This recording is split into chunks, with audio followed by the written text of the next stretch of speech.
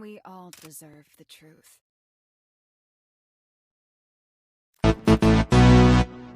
Sesler Adana, zirveden selam. Durmak yok, omi patlamaya devam. Yok bundan sonra size sigara.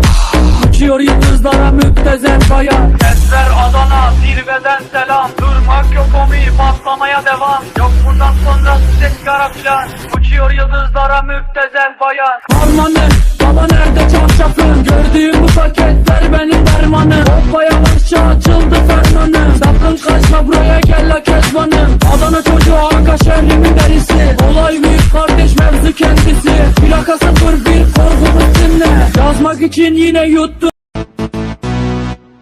Sesler Adana, zirveden selam. Durmak yok, omi patlamaya devam. Yok bundan sonra size sigara.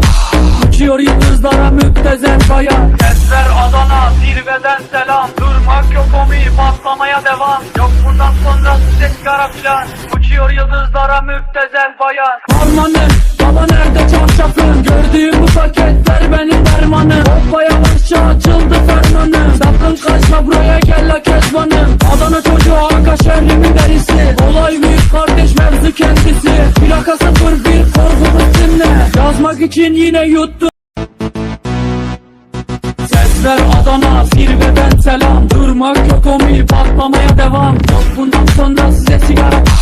Uçuyor yıldızlara müptezel bayan. Sesler Adana, zirveden selam. Durmak yok, omi patlamaya devam. Yok bundan sonra size sigara filan. Uçuyor yıldızlara müptezel bayan. Harmanım, baba nerede çarşafın? Gördüğüm bu paketler benim dermanım. Hoppa yavaşça açıldı fermanım. Sakın kaçma buraya, gel la kezbanım. Adana çocuğu Anka şehrimin derisi. Olay büyük kardeş, mevzu kendisi. Plaka 01 korkumuz dinle. Yazmak için yine yuttu.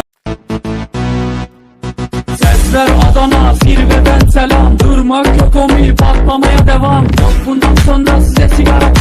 Uçuyor yıldızlara müptezel bayan. Sesler Adana, zirveden selam. Durmak yok, omi patlamaya devam. Yok bundan sonra size sigara filan. Uçuyor yıldızlara müptezel bayan. Harmanım, baba nerede çarşafın? Gördüğüm bu paketler benim dermanım. Hoppa yavaşça açıldı fermanım. Sakın kaçma buraya, gel la kezbanım. Adana çocuğu Anka şehrimin derisi. Olay büyük kardeş, mevzu kendisi. Plaka 01 korkumuz dinle.